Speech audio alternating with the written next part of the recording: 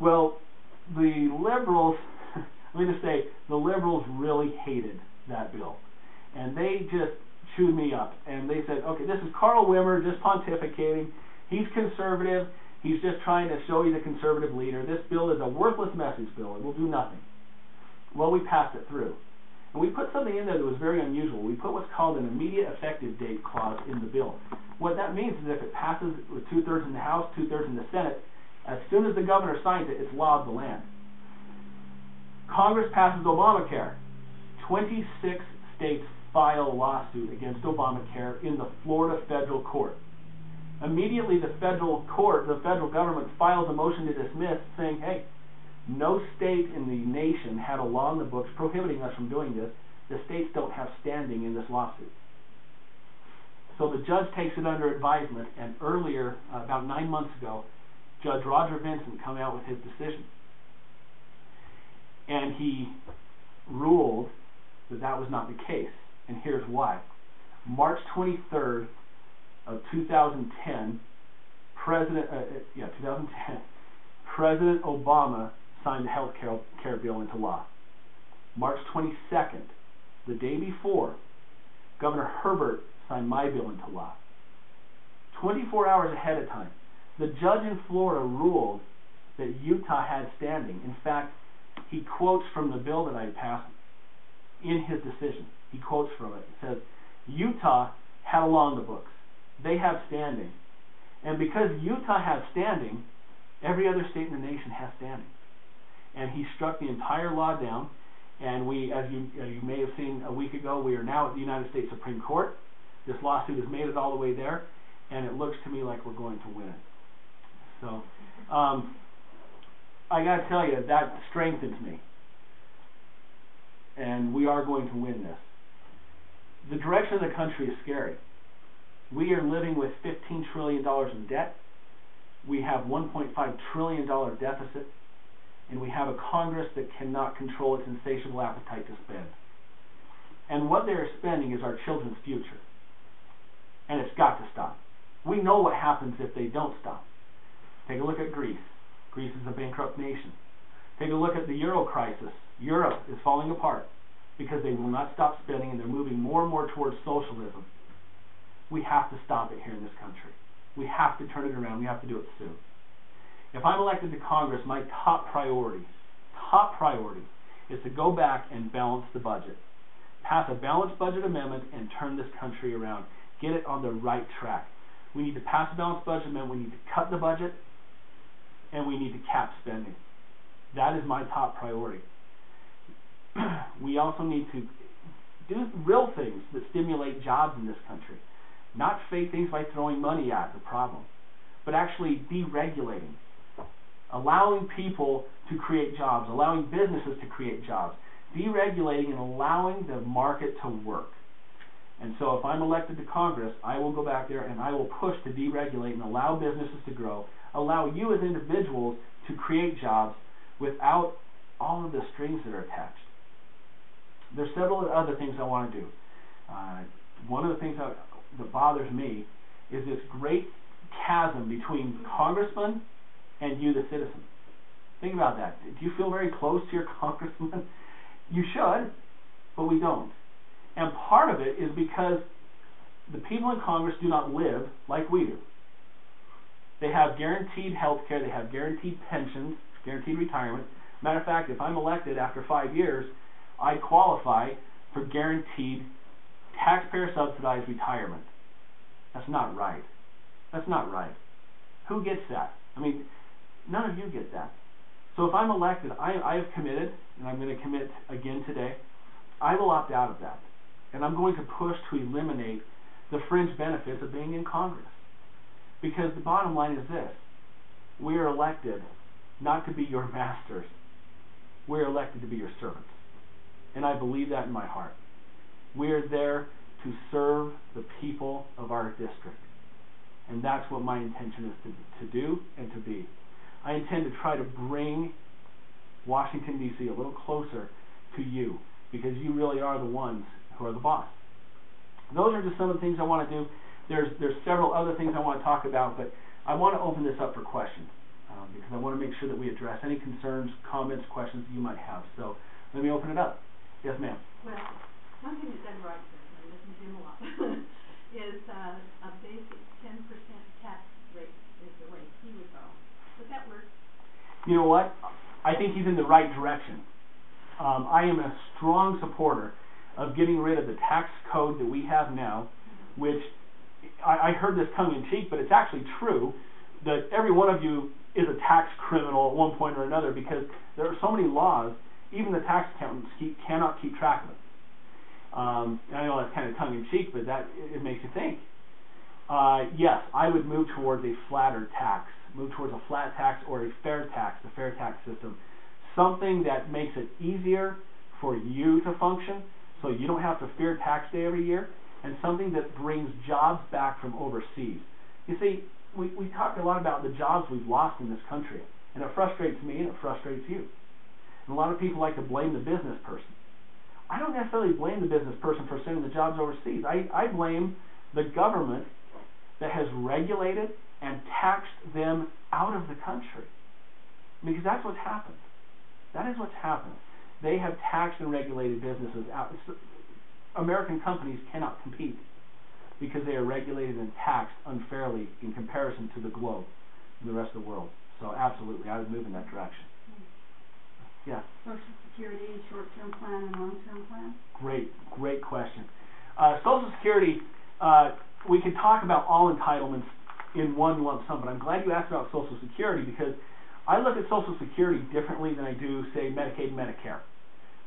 Because Medicaid and Medicare are what I entitle pure entitlements. Social Security, I don't view it the same, and I'll tell you why. That's your money. Think about this for a second. I don't know how you were sold on Social Security. This is how I was sold. When you get a job, the government takes some of your money out of your paycheck, and it's going to be there when you retire just to help supplement your retirement account. That's what Social Security is. Folks, they've stolen your money. And I don't say that lightly. The federal government has stolen your money out of Social Security. So the very first thing we need to make sure is that those who are in the system, and I think that this is across the board, those who are in the system are held harmless, and you are made whole, okay, because they've taken your money.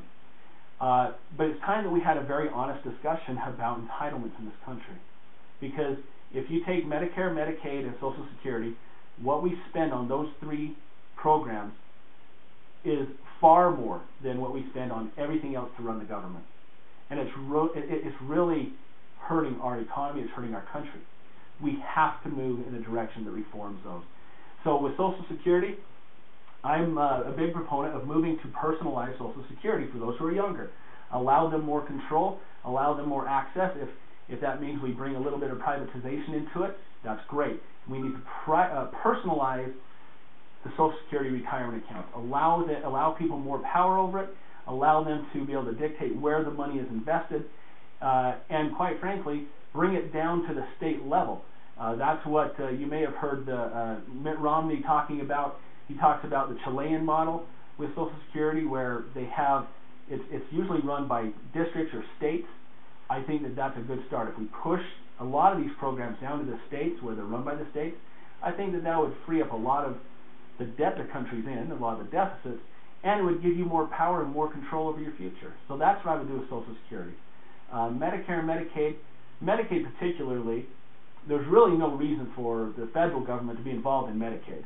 Medicaid is a safety net for our most needy. It's a health safety net for the most needy in society. There is no need and no reason that that can't be run at an individual state level. We do it anyway. What happens is the federal government takes your money through taxation, returns us a portion of it with all these mandates, and says, okay, you implement Medicaid. And so we do it now as legislators, we implement Medicaid. So I would like to see where the federal government gets out of Medicaid, and Medicaid is run at the state level, because we already do all the hard work anyway, and the footwork and the organization of Medicaid anyway. Allow the states to collect it, and let them run the safety nets. So anyway, I hope that answered your question. That help? Mm-hmm. Good. Any questions? Really? Wow. Oh, yeah. Okay. You have several? I was going to give people a chance. Okay. The sanctions on Iran that were passed unanimously in our Senate, would you have supported those? Okay, so here's here's the deal. Iran, Ahmadinejad has said publicly two things that are scary. If they get a nuclear weapon, they intend on wiping Israel off the face of the earth. Secondly, if they get a nuclear weapon, they intend on using it on the United States. I think that is a serious enough threat that we must take it very seriously. Now, my overall policy, let me just say this, coming from a military family, I reverence our military more than I could possibly express. It's a deep appreciation for the things that our men and women in uniform do for us. We have our freedom because of them. And I do not want to put them at the forefront or put them at risk needlessly. I believe that if we are going to go to war, there has to be a direct threat to our country and our sovereignty. And it needs to be a constitutional war, a constitutionally declared war, which I'm really worried about the way we're going, because the president, through his own decisions, decided to enter Libya without any approval of Congress and without any other constitutional reason. He went into Libya and violating the War Powers Act of the 1970s and violating the Constitution. He put our soldiers at risk, and I would not support such a thing. So I don't know if that answers your question. As far as the sanctions on Iran, they're a real threat and they're a real risk, and we need to make sure that our sovereignty and our nation is protected. And if sanctions are what it takes to protect our sovereignty, yeah, I would support them. I have to say this. I understand the background. I understand what took place back in the 1940s when we entered into Iran and helped replace, we essentially went in and replaced their government. The United States did. I understand the background, and I understand the backlash that comes from that, and I take that very seriously. But if we need to defend ourselves, I believe we should be able to do that. Did you have a question? Well, I was going to ask a little more in depth on your taxing ideas. If you had it your way, what would you do? But he's asked if I had it my way on taxes, what would I do? Very simple. If I had my way, I would go back. Now, this is pie in the sky, and it'll never happen, but it's my dream. Well, it gives us this kind of a working point. Yeah. Perfect world is we go back to what's called apportionment. You aware of apportionment at all? Apportionment is essentially how we funded this nation forever until the early 1900s. Okay, so none of you remember that. What happened was the states collected the money, they taxed the citizens, they collected the money, and then they passed on a portion of the money to the federal government, so the federal government could run those constitutionally required things. They could do the roads, they could do the military, they could do national defense, they could do the things that they needed to do. It worked well. The states collected the money, they passed it on to the federal government. What that did was it created a balance in our government that we don't have today. It made the states and the national government co-equals in defending sovereignty and liberty. Today, the states have no power, and the federal government has all the power. So in a perfect world, I'd return to apportionment. And I believe that that would immediately return a balance to our nation and a reverence to our Constitution that we don't have today. Barring that, the fair tax is a move in the right direction. It's a little bit, remember Herman Cain talking about, what was it, 999? 999 was an okay idea, but it had one major flaw. And the major flaw was that it gave the United States an extra tax, an extra way to tax you without eliminating one. You never do that. You never do that.